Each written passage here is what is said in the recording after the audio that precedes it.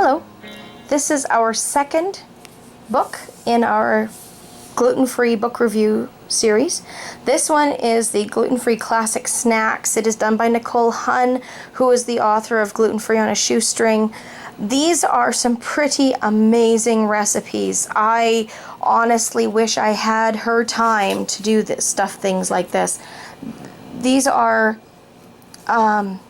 really good. They're well thought out. I don't use her baking mix because it's fiddly. They have fabulous color photographs.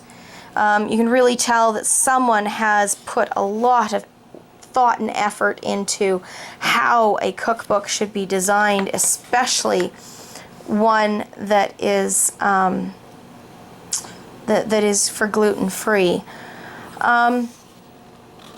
There's many chapters in this book. There is a basics, which is really fantastic.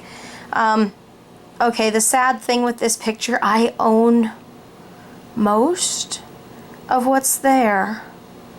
I've just realized. Yeah, I like cookie cutters. There are some, she has a great section on commercially available gluten-free flours. She also has a whole section on the various types of things that go into flour, into the baking flour and baking mixes. She has a homemade flour blend section.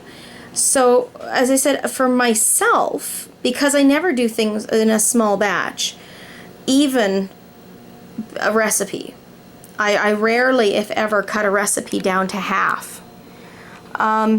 I found these were very small, like they made 1 cup. So what that meant, because most of the recipes, if I just turn to a random, oh, that's the filling, good job. If I turn to a random one, this is the Pepperidge Farm Mint Milano cookies. If you have a look, you need 1.5 cups of all-purpose gluten-free flour. It tells you, oh, look at page 2. So you go to page 2 and the recipes aren't there, so you'd have to come here and have a look at the recipes. But what I found is, if you see that, it says makes 1 cup. So the recipes were good. What I found a little disappointing was the amount of math that was necessary to make the flour blends so that the recipes came out properly. Don't forget that when you're doing a recipe, unless your baking mix is very similar to the person who's written the recipe book, or unless you've made theirs, your product will not turn out as well as the pictures or what you tasted if you've met them in person. You really need to use their baking mix to make their recipes work well. So just don't forget that when you're baking. If it says, oh, make your, use your, in this case, better than cup for cup gluten-free flour, you really need to make her recipe for it and in an amount that you can actually use for the recipe. Most of these recipes call for anywhere from 1.5 cups to 3 cups. So that's a bit of math, because and I recommend weighing. If it says 42 grams or 25 grams, get yourself a very good digital scale and use it, because it's very important. The weight is very important for things. See, this is the Little Debbie fudge round.